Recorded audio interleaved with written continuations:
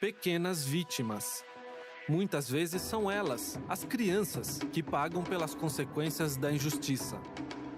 Nos últimos anos, o Chile teve avanços importantes na garantia dos direitos das crianças e dos adolescentes. Mas a desigualdade e os abusos ainda afetam grande parte dos jovens no país. A ADRA, uma organização mundial, trabalha em proteção das crianças e adolescentes. E no Chile trabalha com um programa de famílias de acolhimento, para que nenhum menino ou menina continue a ser vítima da violência.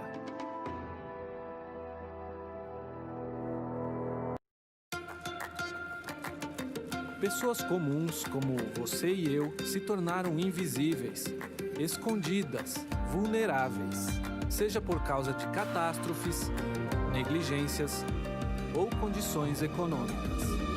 Mas e se você tivesse a chance de revelar biografias escondidas de pessoas que tiveram a dignidade restaurada? O que você faria?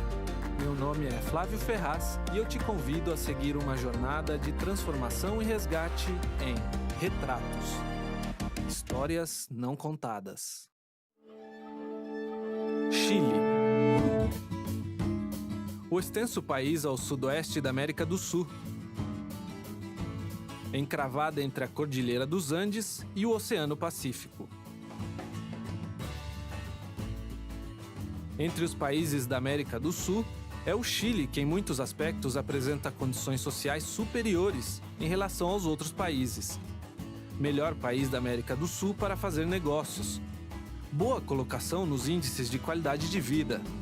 Renda per capita na casa dos $25 mil ao ano, à frente de todos os vizinhos. Essa atrás de mim é a Cordilheira dos Andes. O Chile é um país de diversidade cultural e belezas naturais, não preciso nem dizer, né? Além disso, é reconhecida por altos índices de prosperidade. Mas apesar de tantos avanços, assim como o Brasil, o Chile tem o desafio de ampliar a atenção às crianças e adolescentes que tiveram seus direitos violados.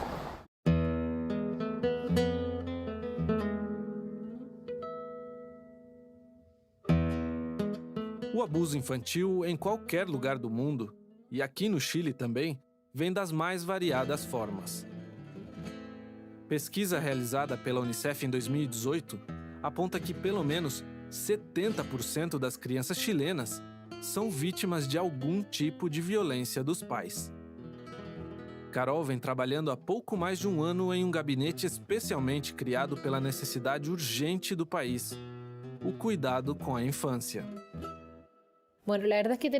A verdade é que temos números alarmantes em termos de abuso infantil. Cerca de 70% das crianças relatam que recebem algum tipo de violência física ou psicológica na educação. E também isso condiz com o número de pais ou cuidadores que reconhecem o uso de métodos violentos na educação de seus filhos. Essa é uma mudança cultural que precisamos fazer. Por outro lado, também temos números bastante altos e com uma cifra significativa escondida em relação ao abuso sexual infantil. Uma realidade, infelizmente, mundial e muito escondida, mas temos que tomar políticas preventivas relevantes nesta matéria. Uma criança que sofreu algum tipo de violência, seja física ou psicológica, pode ser forçada a viver distante dos pais. O problema não é apenas a separação da família por decisão judicial. É também a falta de desenvolvimento pessoal e identidade. A família é primordial, considerando que é a primeira figura significativa que consegue proporcionar segurança às crianças. Também em um contexto de proteção, bem-estar, há muita evidência científica do dano que gera a nível cerebral a falta do contexto familiar, especialmente na primeira infância. Sabemos que muitas vezes as violações têm efeitos sobre a disseminação intergeracional da pobreza. Portanto, acreditamos que toda vez que uma criança é prejudicada, há efeitos muito relevantes para o resto de sua vida e muitas vezes muito difícil de reverter.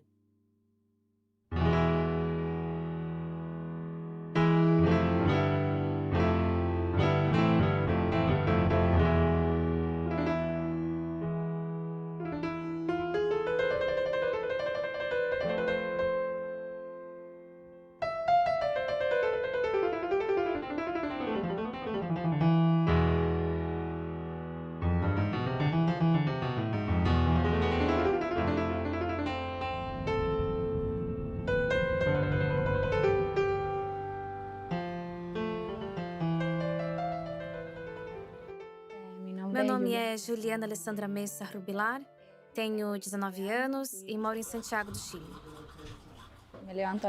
Me levanto às 6 da manhã, às vezes 5:30, porque se eu não alisar meu cabelo, tenho que levantar mais cedo. Eu vou para a escola, chego na escola às 8, e depois eu fico na escola o dia todo, até às 5, às vezes até às 3, e eu venho para casa. Com 19 anos, Juliana tem uma vida pela frente. Ela procura levar uma vida normal de estudante, mas desde cedo se viu enfrentando situações de risco na infância. Quando conheci a Juliana, ela não tinha uma figura paterna e materna muito próxima. Ela começou a vir aos poucos para casa, mas eu não conhecia seus problemas. E um dia, eu lembro que meu filho me disse que a avó dela deixou ela para fora de casa. Eu disse para ela ficar aqui enquanto sua avó voltasse e retomasse sua vida normal. Com 4 filhos biológicos, Rodrigo e Cláudia conheceram a história de Juliana, que muitas vezes não tinha onde ficar. Eles chegaram ao programa Famílias de Acolhimento, que a ADRA Chile administra em Santiago, como em outras 20 filiais que possui no país. Apoiada por 24 anos de trabalho com as crianças, a ADRA oferece atendimento especializado às crianças, pais e potenciais famílias de acolhimento, como Rodrigo e Cláudia, que revelam os motivos que consideraram para fazer parte. Porque ela precisava disso. E como nós a conhecíamos, ou seja, como meu outro filho estudou com ela, então em vez de ser levada para um centro do Sename ou qualquer outra coisa, eu disse, vamos ficar com a Juliana. Onde comem 4, comem 5. O acolhimento se aplica sempre que os direitos de uma criança forem ameaçados. O acolhimento familiar tem servido como uma alternativa assistencial em políticas de diferentes países, diferente do acolhimento institucional, que em países como o Brasil e o Chile, aqui onde estamos, por exemplo, configura uma medida de proteção prevista em lei, onde encaminha as crianças a abrigos, muitas vezes privadas de liberdade. É um projeto que garante a proteção dos direitos das crianças gravemente abusadas e busca restaurar o direito de viver em família, ou seja, impedir que crianças e adolescentes entrem em um contexto de residência, ou o que costumava ser chamado de orfanatos. O foco final é que a criança permaneça em um ambiente familiar. E um pouco disso surge e tem se fortalecido ultimamente no nosso país, a partir de experiências que não foram das melhores no que diz respeito às residências. A ideia é evitar que as crianças cheguem a um sistema residencial, porque se confirmou que não é um ambiente natural de vida para uma criança permanecer em uma residência. Então, o contexto de proteção está ocorrendo através das famílias de acolhimento. Procuramos as pessoas mais próximas a elas, a avó, o tio, pessoas que podem cuidar deles também, que são famílias extensas, como as chamamos, e dessa forma desenvolver um pouco o carisma a essa família e aquela criança. Ao contrário da adoção, o acolhimento muda temporariamente a criança para um ambiente familiar alternativo que garante sua proteção. No caso de Juliana, os vínculos com a família biológica não foram recuperados, mas ela encontrou um porto seguro em Rodrigo e Cláudia. Então eles me deram a possibilidade de ficar aqui, porque aqui eu me sentia em paz, me sentia melhor, não tinha problemas e me concentrava em mim. Não sabíamos realmente aonde estávamos entrando, mas depois aos poucos começamos com workshops, com psicólogos. Então tudo se foi estruturando e aí aprendemos a viver com Juliana. Me ajudou a desabafar um pouco mais. Antes eu era uma pessoa antissocial, que não gostava de estar com as pessoas. Agora eu gosto de ser mais positiva, falo com mais pessoas. Eu gosto de me dedicar às coisas. Ela me disse coisas como: minha família nunca cuidou de mim e uma família que não tem nada a ver comigo cuidou de mim. E eu disse, eu sempre vou estar com você. Se você tiver filhos, seus filhos farão parte da minha vida também, porque eles serão como meus netos. Eles sempre estarão lá. Ela tem uma referência familiar. Nós somos sua família agora. E sempre tentamos mostrar que ela faz parte dessa família. Essa é a família. Se a família de acolhimento não existisse, acho que a Juliana estaria perdida. Ela percebe isso. Se eu não estivesse aqui, não sei o que seria da minha vida, diz ela. É a violência infantil uma realidade ignorada? É possível dar um novo rumo a uma vida marcada por traumas e maus tratos?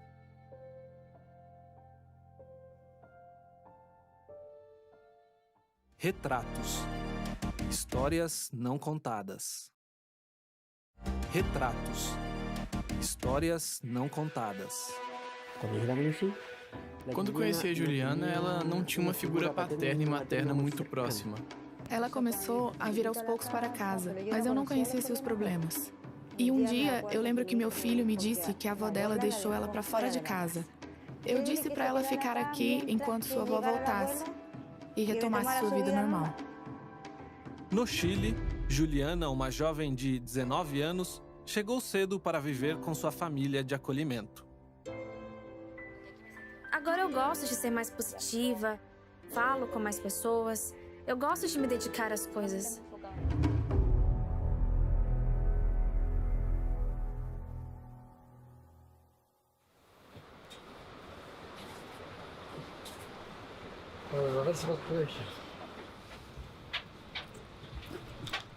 Octávio é um jovem alegre e com brilho no rosto.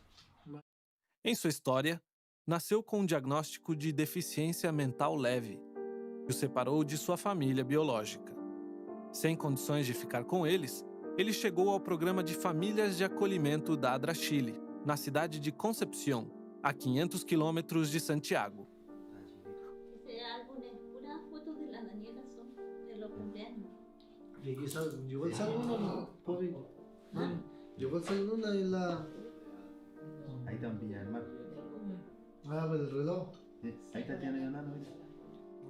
Rubi e Manuel, um casal que já teve 2 filhos, acolheu Octávio, assumindo os desafios de cuidar de uma criança com disfunções cognitivas leves. Primeiro, quando ele chegou aqui, nós o colocamos em uma escola que ensinava tudo a eles todos os dias. Quando ele chegou aqui com falta de carinho, falta de educação e dificuldade para falar, tudo isso temos trabalhado para melhorar. E ele também tem sido muito carinhoso conosco. Ele sempre foi muito carinhoso. Pai, eu te amo e te parabenizo por estar comigo. Eu vou enviar uma carta para você. Eu te amo muito por tudo que você tem sido na minha família. Tivemos que ensinar tudo, a comer.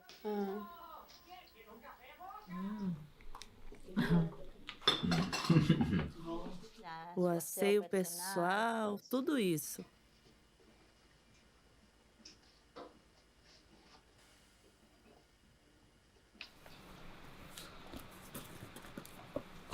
É que eu tomei e eu coloquei para ler. Ele queria, ele sempre colocou algo de si. Isso foi o melhor, porque ele sempre quis se superar. Octávio chegou pequeno. Passou quase 10 anos com sua família de acolhimento, acompanhado com amor pela equipe da Adra Chile.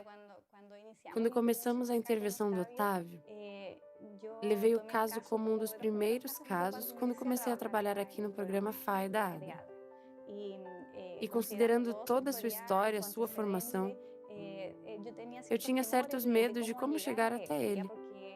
Porque ele já era um adolescente de 19 anos. Ele já era grande. Geralmente os adolescentes não gostam de ir ao psicólogo, às intervenções. Então eu disse, de que maneira posso chegar até ele? De maneira positiva e fazer ele se divertir? Foi muito mais fácil do que eu pensava. Porque ele é super acolhedor. Ele é uma criança feliz, otimista, e apesar de já ter tido um bom relacionamento com a tia anterior, ele me deu as boas-vindas.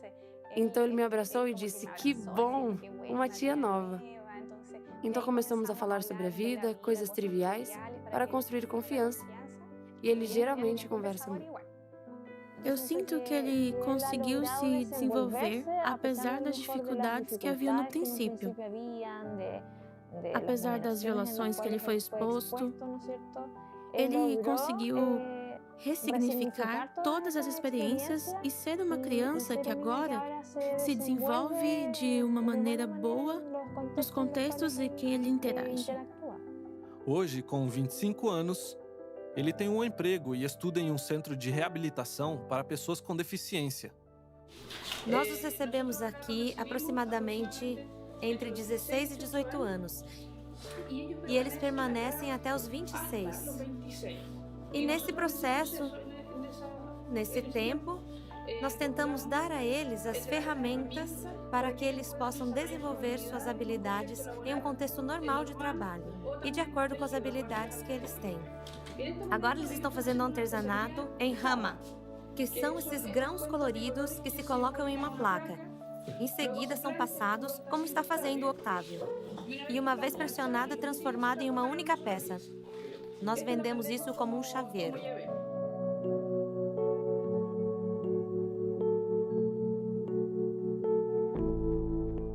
Eu estou fazendo o chaveiro. E como funciona?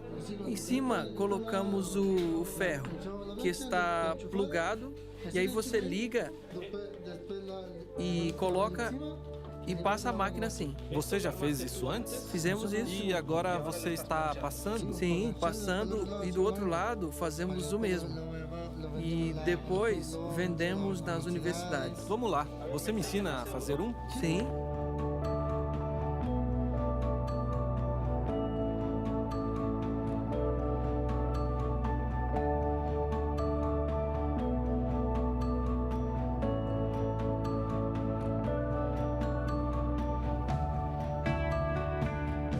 Eu já sou um profissional, né? Obrigado por me ensinar. Sim, se cuida.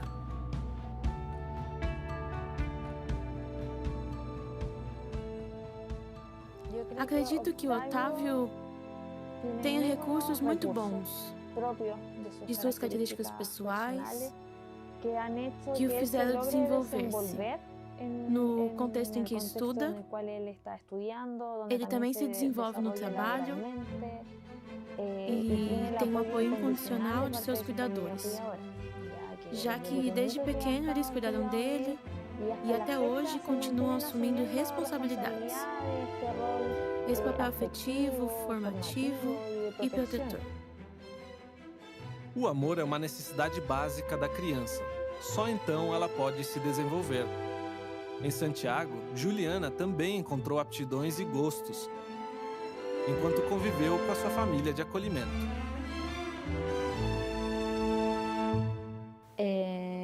Eu sempre quis ser enfermeira, desde os 14 anos de idade. Então sinto que sempre tive isso em mente. Ser enfermeira, ajudar pessoas, ajudar crianças que estão feridas. Eu quero encontrar um emprego, ganhar minhas moedas, ganhar minhas coisas, ter minha própria casa. No Chile, existem mais de 20 mil crianças que precisam do amor, que pode ser doado por uma família de acolhimento. Assim como Juliana e Octávio, outros jovens podem se superar e sonhar. A ADRA conseguiu alcançá-los, mas as necessidades para alcançar outros com sucesso são constantes. As ONGs identificam a necessidade e procuram quem vai financiar. E estamos no meio, executando os projetos. Claramente, se tivéssemos muito mais financiamento e muito mais dinheiro, poderíamos dar muito mais apoio ao que já fazemos. Muitas vezes somos limitados, muito limitados, porque temos que fazer tudo no limite e gostaríamos de fazer mais. Quão importante é a presença de agências humanitárias para ajudar neste processo, e neste caso, a ADRA? Para nós, a contribuição da sociedade civil sempre foi muito relevante no assunto da infância. A contribuição das ONGs e organizações que têm experiência nisso, sabem como fazer, fazem bem, sem prejuízo do nosso papel de avaliar o trabalho que é feito. É muito relevante para nós e uma contribuição muito difícil de o Estado suprir. Ao contrário de Juliana, Octávio voltou a morar com sua família biológica. Juliana está no processo para ficar definitivamente com Rodrigo e Cláudia. Embora seguindo caminhos diferentes, o acolhimento familiar representou uma nova página em suas vidas. Eu tenho uma frase que diz: o sangue não faz a família, o amor faz a família. Uma coisa assim, não me lembro direito. O ponto é que eu entendi que não seria a pessoa que sou agora. Quando você crescer, você acolheria uma criança? Sim, a verdade é que sim. Eu sempre tive esse sonho de, por exemplo, ter minha própria casa e nem mesmo ter filhos, mas adotar. Afinal, eu tinha, como pode dizer, algo do meu passado. Eu cresci em um orfanato. Dos 9 até os 20 anos. Depois eu encarei isso como um compromisso que, como eles fizeram algo por mim, eu também tinha que devolver a mão. Porque lá no orfanato eles me deram tudo. E eles se preocuparam comigo para que eu fosse algo mais. Pelo que ela viveu, ela sempre pensou em adotar. Eu gosto disso porque significa que ela aprendeu alguma coisa. Entregar aquilo que nós demos a ela a outra criança. Isso me emociona porque eu disse a eles que quando crescessem, porque a Juliana agora vai sair com o título de enfermeira e eu disse para ela que quando ela crescesse e tivesse sua profissão, eu não queria nada em troca. Eu não queria ouvir: tio, obrigado por tudo que você me deu, agora toma isso. Não, eu não quero isso. Eu disse que se tivesse a oportunidade de acolher uma criança, como eu fiz com ela, fizesse isso. Com isso eu já me sentiria pago, dando a oportunidade a outra criança.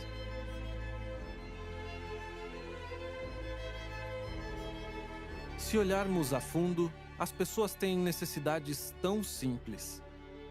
Um lugar para morar, um sonho e o sentimento de pertencer. Questão entendida por Paulo em Efésios 1:5.